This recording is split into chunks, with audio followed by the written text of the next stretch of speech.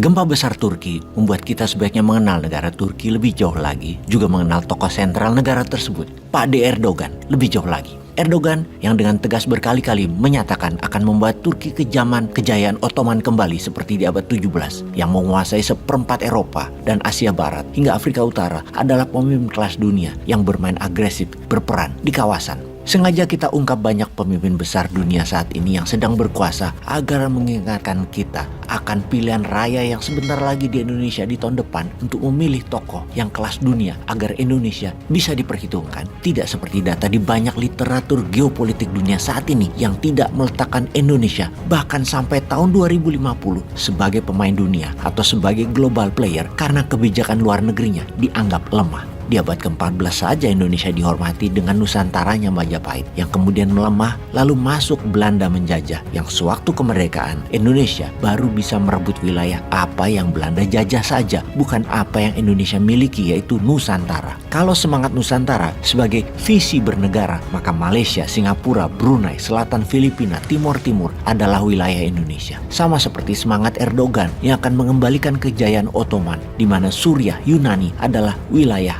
asli mereka. Juga ketika Great Rusia di bawah Tsar Rusia, maka sampai Polandia wilayahnya. Ukraina adalah wilayah di bawah Kekaisaran Rusia. Kita kembali ke Turki agar menginspirasi kaum muda bahwa Nusantara wilayah kekuasaannya lebih luas dari Indonesia. Mengingatkan kita adalah sebuah negara besar yang dihormati. Bukan seperti era reformasi ini yang harusnya sudah selesai. Kita kurang dihormati. Kembali ke Turki, pada tanggal 13 November 2022 kemarin, bom besar menewaskan 8 warga sipil dan mencederai 80 warga di Istanbul, kota terbesar di Turki. Peristiwa tersebut merupakan pancingan termurka seorang Erdogan. Kelompok separatis Kurdi yang berada di wilayah tenggara Turki dan utara Suriah adalah tuduhan dalang penyebab bom tersebut. Kelompok PKK atau Partai Pekerjanya Kurdi dan SDF atau Syria Democratic Force, pasukan demokratik Suriah, milisi yang didukung Amerika yang saat ini mengendalikan timur laut Suriah. Sebagian besar pejuang SDF adalah orang Kurdi yang dianggap Turki sebagai cabang atau underbow dari Partai Pekerja Kurdistan, PKK tersebut, yang dilarang di Turki. Seminggu kemudian Erdogan memerintahkan pasukannya menyerang sepanjang perbatasan selatan Turki dengan pesawat pembom di kota-kota sepanjang perbatasan di wilayah Suriah seperti kota Tal Rifat, Ain al-Arab, Cizre, Hakurt, Kandil yang merupakan wilayah populasi Kurdi dihujani bom dan roket oleh Turki. Kemudian di tanggal 21 November 2022, pasukan darat Turki masuk 30 km jauhnya ke dalam wilayah Suriah, menginvasi wilayah utara Suriah yang di dalam agresi militer hal ini disebut sebagai Deep Safe Zone, pengaman wilayah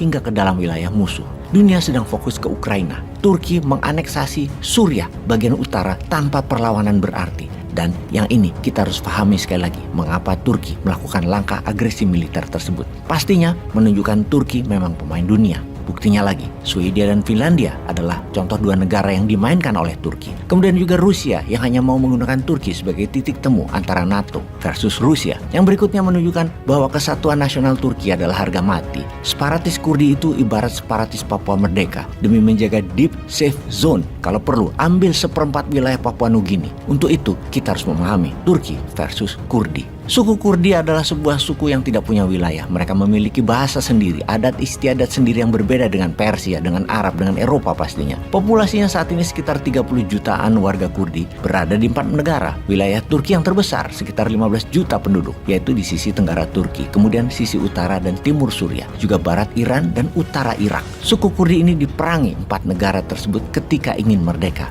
15 juta populasi Kurdi menempati 1/5 wilayah Turki. Sisanya yang 15 jutaan berada di 3 wilayah negara, Suriah, Irak, dan Iran. Semua ini membuat suku Kurdi adalah suku terbesar di dunia yang tidak punya negara. Mereka sejak ratusan tahun ingin membentuk negara Kurdistan. Namun Kurdi yang diperangi dengan brutal oleh Iran dan Irak misalnya, yang melarang bahasa Kurdi dipakai atau dihukum, Kurdi tetap bertahan dengan siksaan berat hingga saat ini. Saat ini, kekuatan Kurdi ada di wilayah Suriah sisi timur laut dan utara. Mereka merapat dengan ISIS dan mendapatkan senjata dari Amerika, di mana kekuatan militernya menguat. Diperkirakan mereka akan meluaskan wilayahnya ke Turki, Irak, dan Iran. Dan kalau hal ini terjadi, maka Turki akan kehilangan penduduk. Wilayahnya 1/5 akan hilang. Akan kehilangan pendapatan pajak, akan kehilangan sumber daya alam. Persis seperti lepasnya Timur Timur dari Indonesia yang menilainya mungkin 1.000 triliun lebih itu Timur Timur. Bisa lepas juga dan Turki jadi menjadi rugi. Turki tidak mau hal ini terjadi. Great Ottoman baru tidak ingin hal ini terjadi. Dan Erdogan bayar mahal semua itu demi keutuhan negara kesatuan Turki. Untuk itu, kata Kurds, Kurdistan, dan bahasa Kurdi dilarang dipakai di publik di Turki, hanya dipakai sebagai pelajaran kebudayaan. Tindakan represif tersebut bukan hal baru. Turki sudah lebih dari 100 tahun memberlakukan hal tersebut.